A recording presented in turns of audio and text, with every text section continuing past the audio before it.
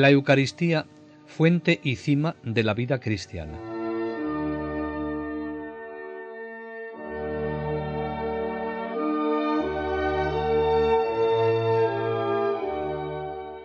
Si San Juan de Ávila recibió una luz especial para penetrar en el misterio de Cristo, esta misma luz recibió para penetrar en el misterio de la Eucaristía. Mucho se ha escrito acerca de lo que para él constituyó el sacramento de la Eucaristía, pero quizá nadie nos puede dar un testimonio tan cercano a lo que experimentó como su amigo Fray Luis de Granada, quien hace una síntesis que merece la pena escucharla, ya que nos permite percibir algo de lo que este santo experimentó. La especial lumbre y conocimiento que este padre tenía del misterio de Cristo. Esa misma luz y gracia le dio nuestro Señor para el conocimiento del Santísimo Sacramento del altar. Y no es de maravillar por ser tan vecinos entre sí estos dos misterios, pues el mismo Señor que fue sacrificado en el Monte Calvario es el que se sacrifica en la misa. Y así era admirable la devoción y reverencia que este varón de Dios tenía a este divino sacramento, la cual crecía con las consolaciones y gustos que con este pan celestial recibía. Y aunque ambos misterios eran para él de gran edificación y consolación, pero del primero tenía fe, aunque muy viva, mas del segundo, juntamente con la fe, tenía gusto y experiencia por las grandes y cotidianas consolaciones y favores que con él recibía, las cuales, por la gran experiencia que tenía de la virtud y efectos que este divino sacramento obra en las almas, no sólo no le era dificultosa la fe de este divino misterio, sino antes muy fácil y suave. Y como sea verdadero el proverbio de que cada uno cuenta de la feria como le va en ella, como a él le iba tan bien con el uso de este sacramento, así predicaba de él cosas altísimas y con grande espíritu. Y no contento con las alabanzas de viva voz, escribió sobre el Evangelio de esta fiesta tan gloriosa. Mas no se contentó él con comer este bocado a solas, sino lo partió con todos sus hermanos. Por eso predicó muchas veces recomendando la frecuencia de la Sagrada Comunión, y esto en tiempo que no la había en la tierra, por lo que sufrió muchas persecuciones y contradicciones. Y no porque esto fuese nuevo, pues nació con el mismo Evangelio en tiempos de los apóstoles, sino porque la malicia y negligencia de los hombres había hecho nueva la cosa más antigua y más provechosa de toda la religión cristiana. Pero como él no se movía por el sentido del mundo, sino por el espíritu de la verdad que en su corazón moraba, fiado de él, se opuso contra todo el torrente del mundo, teniendo por dichosas las tempestades que por esta causa contra él se levantaron. Qué magnífica lección nos da San Juan de Ávila a los cristianos de hoy. Él no mira lo que quiere el mundo para responder a sus demandas y agradarle. Él mira a lo que quiere Dios, a los grandes dones que nos ha regalado, y es fiel a sus enseñanzas y a la invitación a seguirlas, aunque sufra la oposición y la contradicción. Así es como colabora en la renovación de la Iglesia y en la recepción de los sacramentos con verdadero espíritu y la debida preparación. Y sigue diciéndonos Fray Luis de Granada: para despertar la devoción de los fieles, predicaba los 8 días de la octava de su fiesta y procuraba que la celebración de este día se hiciese con mucha solemnidad. Y estando en Granada, predicaba todos los jueves en el sagrario de la Iglesia Mayor, a donde acudía mucha gente, con ser día de trabajo. Un buen examen para reflexionar sobre nuestros apostolados y comprobar qué puesto ocupa en ellos y cómo preparamos a las personas para que puedan participar en la Eucaristía con fruto. A los sacerdotes les hablaba familiarmente, estimulándoles a crecer en esta devoción, a prepararse antes de la misa y que la dijesen con reverencia. Y es que nada hay como el ejemplo para los fieles. A sus discípulos, que tenían que predicar, les aconsejaba que sus sermones fuesen con frecuencia de este sacramento, y así sacaron mucho fruto. Pero de tal manera les exhortaba él a esta frecuencia, que se tuviese en cuenta la vida, costumbres y aprovechamiento de los que lo frecuentaban, y que conforme a esto, el sacerdote prudentemente les aconsejase. Él tenía muy en cuenta con qué disposiciones hay que acercarse a la recepción del sacramento de la Eucaristía. Algo que hoy tendríamos que recordar para recibirlo con fruto. De cómo celebraba la misa nos dice: decía la misa con tantas lágrimas y devoción que la ponía a los que la oían. Decía que cuando acababa de recibir a nuestro Señor en la misa, no quisiera abrir la boca. San Bernardo dice que la boca es un instrumento muy aparejado para vaciar el corazón. Decía también que toda su vida deseó morar en una casa que tuviese una ventana para el Santísimo Sacramento. Este deseo era efecto propio del amor, el cual en ninguna parte huelga más que donde está la presencia de la cosa amada. Ahora, ¿le habrá nuestro Señor cumplido más enteramente este deseo? Pues le verá cara a cara. Y si tanto se alegraba viéndole debajo del velo que acá se nos muestra, ¿qué será verlo sin velo, en su misma gloria y hermosura? Cuentan que un día en que él estaba en aquellas largas horas de adoración ante el sagrario, un sacerdote decía la misa, y al ver la poca reverencia y el descuido con que procedía, al pasar la consagración, en una forma disimulada se acercó y le dijo: «Hermano, trátelo bien, que es hijo de buen padre». El sacerdote aceptó y agradeció la fraternal explicación, que después le dio en la sacristía. Oyendo los deseos que algunos manifestaban de ir a Jerusalén para vivir y morir en aquellos lugares santos donde el Señor realizó nuestra redención, contestó con su acostumbrada serenidad: ¿no tenéis ahí el Santísimo Sacramento? Cuando yo de él me acuerdo, se me quita el deseo de todo cuanto hay en la tierra. Este lenguaje no es para todos, sino para aquellos a quien nuestro Señor ha dado especial gusto de este pan celestial y particular lumbre para conocer la grandeza de la caridad que el Salvador nos mostró en él, queriendo aquella soberana majestad morar con los pecadores en la tierra y aposentarse dentro de nuestros cuerpos y almas para santificarlas y hacerlas semejantes a sí en la pureza de la vida y después en la alteza de la gloria.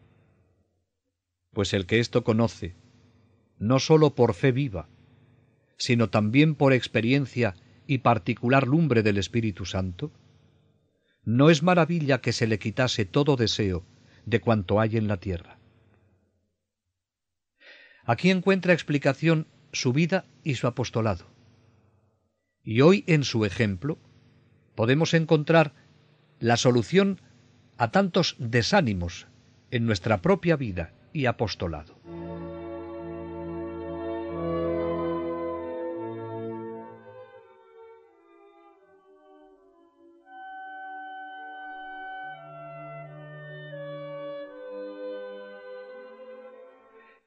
Era particular el esmero que ponía en la preparación para la Santa Misa y en la acción de gracias después de haber celebrado.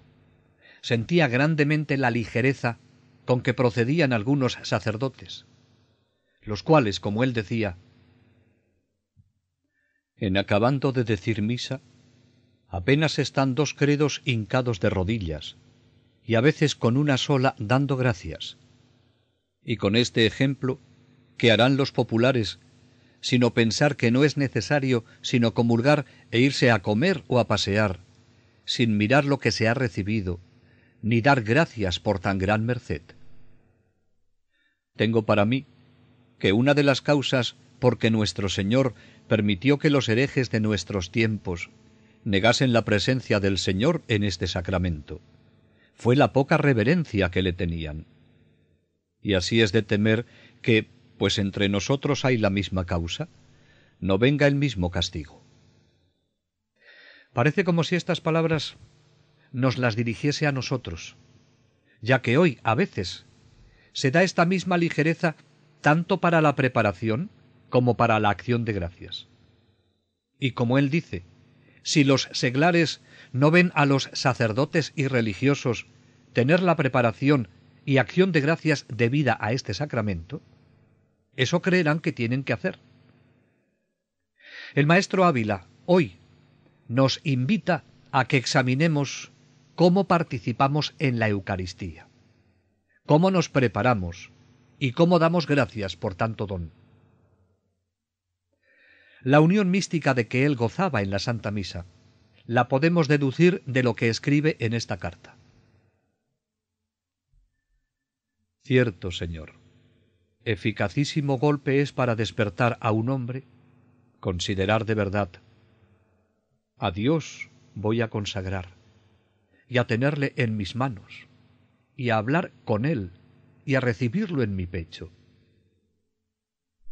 ¿Quién no se enciende en amor con pensar: al bien infinito voy a recibir? ¿Quién no tiembla en amorosa reverencia de aquel de quien tiemblan los poderes del cielo, y no de ofenderle, sino de alabarle y servirle? ¿Quién no se confunde y gime por haber ofendido a aquel Señor que presente tiene? ¿Quién no confía con tal prenda? ¿Quién no se esfuerza a hacer penitencia por el desierto con tal viático? Y finalmente, esta consideración, cuando anda en ella la mano de Dios, totalmente muda y absorbe al hombre y le saca de sí, ya con reverencia, ya con amor, ya con otros afectos poderosísimos, causados de la consideración y de su misma presencia. Y aun sin consideración especial ninguna. Sigue diciendo: acostúmbrese a sentir lo que debe de la presencia del Señor. Mire a los que están delante de los reyes, aunque no digan nada. Aquella mesura, reverencia y amor con que están, si están como deben. Mas mejor es pensar cómo están en la corte del cielo, aquellos tan grandes en presencia de la infinita grandeza, temblando de su pequeñez y ardiendo en fuego de amor, como arrojados en el horno de él. Haga cuenta que entra él entre aquellos grandes, y puesto en tal compañía y en presencia de tal rey, sienta lo que debe sentir, aunque, como digo, no tenga entonces otra consideración. Quiero decir que una cosa es saber hablar al rey, y otra saber, aunque callando, estar delante del rey, para estar como debe estar. Y esta unión de su alma con nuestro Señor es la que ha de tener en la misa, colgado de él, como cuando está en su celda, en lo más íntimo de su corazón, unido con Dios. Ciertamente, quien escribe estas palabras de fuego del cielo es que ha entrado en lo que él llama el horno de él.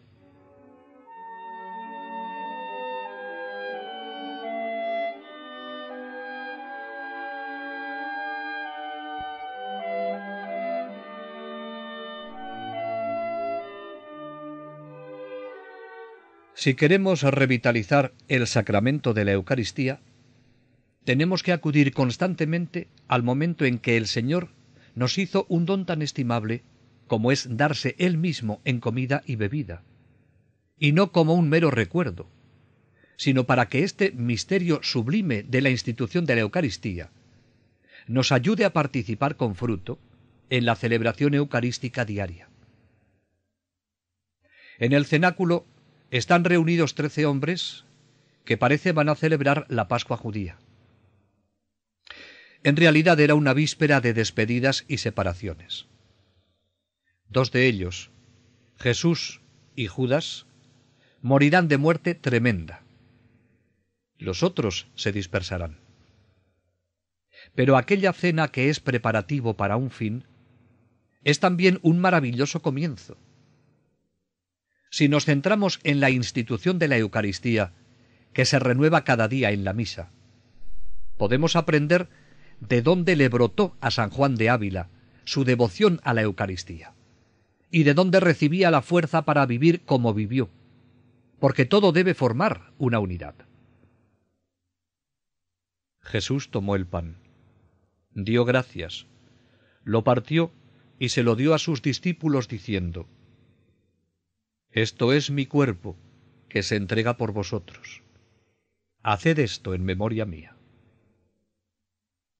Al decir Jesús, haced esto en memoria mía, no pretendía únicamente que hiciésemos los gestos que él había hecho. Eso han de hacerlo los sacerdotes en la celebración. Pero también nos dice a todos: haced lo sustancial de lo que yo he hecho.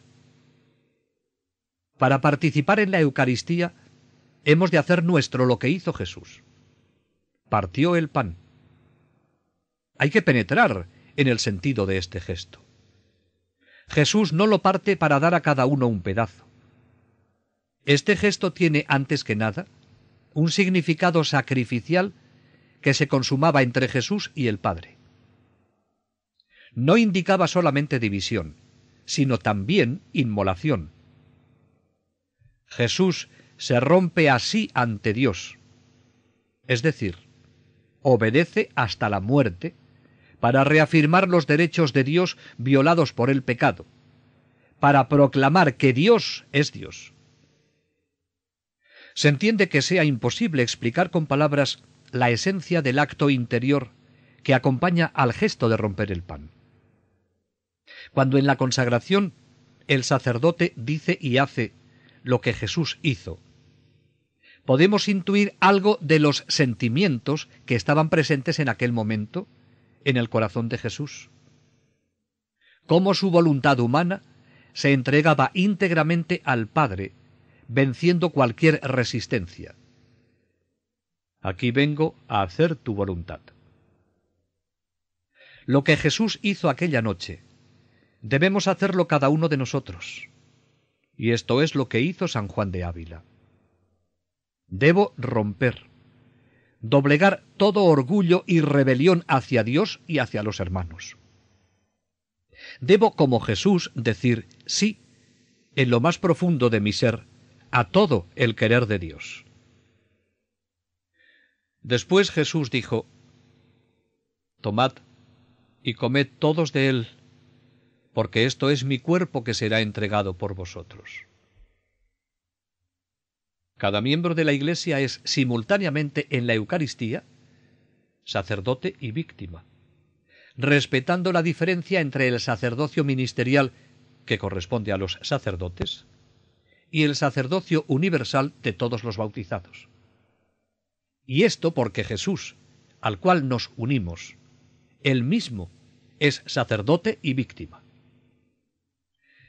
La consecuencia que hemos de sacar, y lo que cuenta para nuestra propia santificación, es que uno participará más en el sacerdocio de Cristo en la medida en que sea mayor su participación en su sacrificio.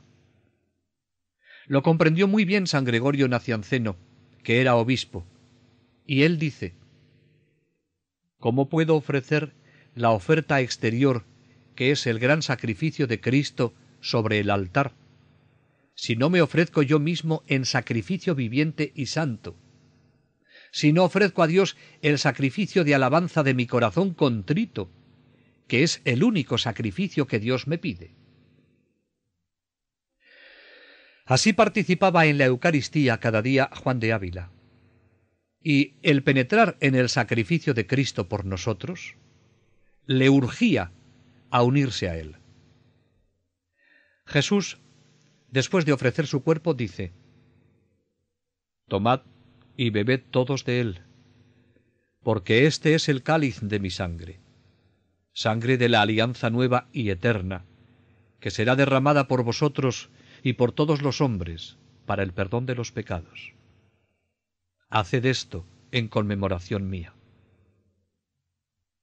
En el lenguaje bíblico, y por tanto en el de Jesús, cuerpo indica todo el hombre, en tanto que vive toda su existencia en una condición corpórea mortal.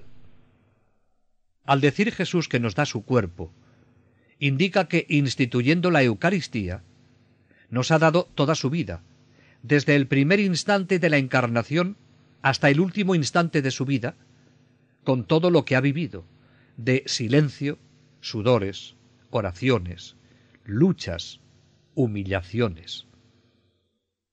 Cuando nos dice que nos da su sangre, que será derramada por nosotros, está indicando que nos entrega su propia muerte. La Eucaristía es el misterio del cuerpo y la sangre del Señor, de su vida y su muerte, entregada por nuestra salvación. Si queremos unir al sacrificio de Cristo el nuestro, en la misa tenemos que ofrecer nuestro cuerpo, tiempo, salud, energía, capacidad, afecto. Y al ofrecerle también nuestra sangre, ofrecemos nuestra muerte. Pero no necesariamente sólo la muerte definitiva, el martirio por Cristo, sino aquella muerte que es todo lo que en nosotros desde ahora prepara y anticipa la muerte como tal. Humillaciones, fracasos, enfermedades, limitaciones debidas a la edad, la salud y a otras causas.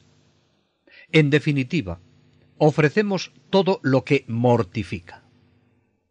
Por eso el sacerdote y todo cristiano será un inconsecuente si celebra o participa en la Eucaristía como quien asiste a otro acto piadoso más. Hemos de ser conscientes de lo que en el altar se realiza si queremos participar con fruto. Y esto es lo que hacía que para San Juan de Ávila la Eucaristía constituyese la fuente y la cima de su vida, y que todo estuviese centrado en ella, tanto su oración como su actividad. De ella sacaba fuerza para todo. En la misa que celebraba y en las largas horas de adoración ante el Santísimo, para luego gastarse en bien de los demás y aceptar lo que Dios disponía. El participar en ella con este espíritu exige de nosotros que, una vez terminada la misa, nos esforcemos por realizar lo que allí hemos celebrado, ofreciendo cuanto somos y tenemos. No podemos sospechar la fecundidad que tendría nuestra vida para nosotros y para los demás, si participáramos en la Eucaristía con este compromiso personal. Si dijéramos firme y decididamente en el momento de la consagración: «Tomad mi cuerpo, tomad mi sangre. Me ofrezco por entero a Jesús y a los hermanos». Si estas no fueran meras palabras, sino expresión de lo que deseamos, al salir a nuestras ocupaciones cotidianas, entregaríamos lo que hemos ofrecido. Nuestra vida nos puede parecer muy sencilla o dispersa en mil cosas que no tienen importancia, de las cuales, al llegar la noche, nos parece que no queda casi nada. Incluso podemos tener la impresión de que ha sido un día perdido. Y es todo lo contrario. Al perder la propia vida, entregándola, la ganamos. Y no hemos de olvidar que hemos entregado también nuestra sangre. Por tanto, todo lo que mortifica, todo lo que nos hace morir a nosotros mismos. Esta es la mejor parte que Dios ofrece a quien tiene más necesidad en la Iglesia. Y cuando ya no podamos hacer lo que queremos, entonces será el momento en el cual nos podremos sentir más cercanos a la hostia grande que es Cristo. Hay muchas personas que se sienten solas, abandonadas, marginadas Esas vidas pueden ser preciosas si se ofrecen así en la misa. Gracias a la Eucaristía, han dejado de existir vidas inútiles en el mundo. Si alguno se pregunta, ¿para qué sirve mi vida? ¿Para qué vine al mundo? La respuesta es, estás en el mundo para el fin más sublime que existe, para ser un sacrificio viviente, una Eucaristía junto con Jesús. En los últimos tiempos se ha insistido en el aspecto festivo de la misa y se ha silenciado o no se ha destacado suficientemente el aspecto central. En cada Eucaristía, Cristo renueva, hace presente en el altar, de un modo incruento y sacramental, el sacrificio de la cruz por la salvación de los hombres, y nos invita a participar en la comunión.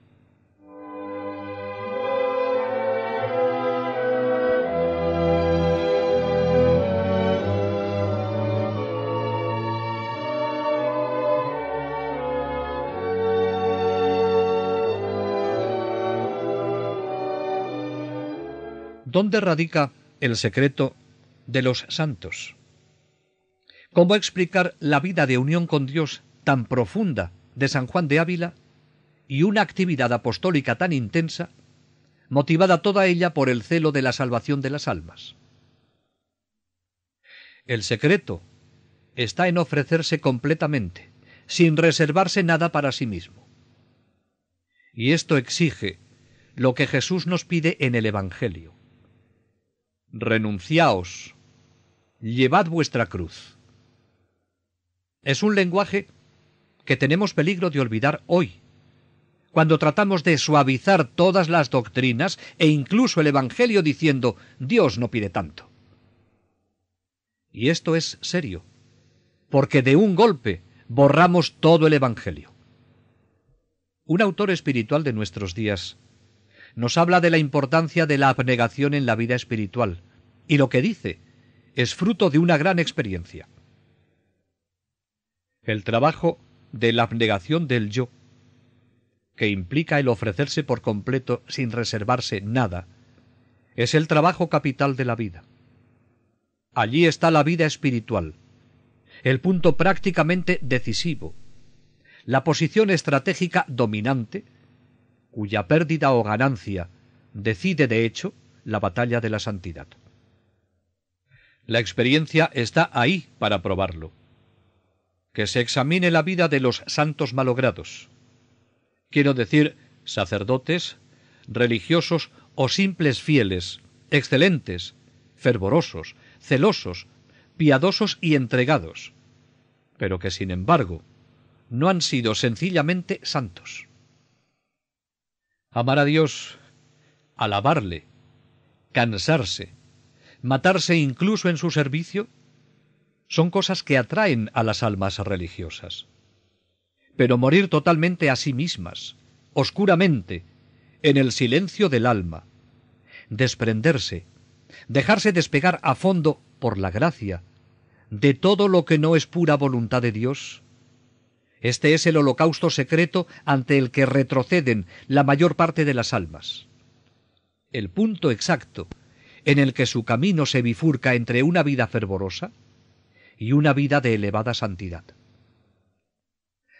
No se trata de hacer proezas ascéticas, sino sencillamente de dejarse despegar a fondo por Dios. Es el ejemplo que contemplamos en Cristo a lo largo de su vida, y en estos momentos decisivos en los que en la cruz fue todo oblación. No existía ninguna fibra de su cuerpo, ni ningún sentimiento de su alma que no fuera ofrecido al Padre.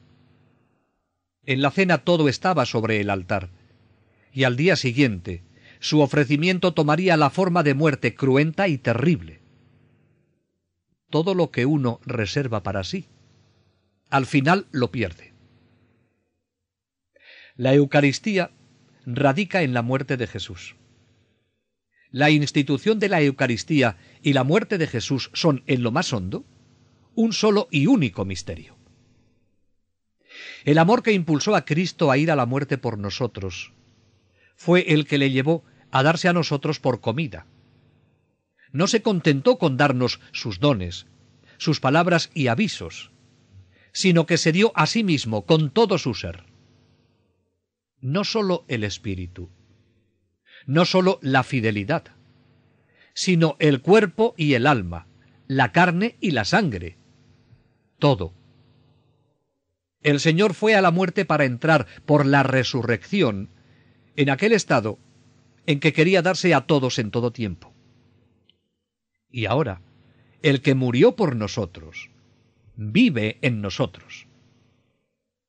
Este es el amor de Cristo, el amor de redención que va por nosotros a la muerte, el amor don de sí, que da en comida todo lo suyo, a sí mismo en cuerpo y alma, el amor de la inhabitación interna, que hace su vida nuestra y la nuestra suya.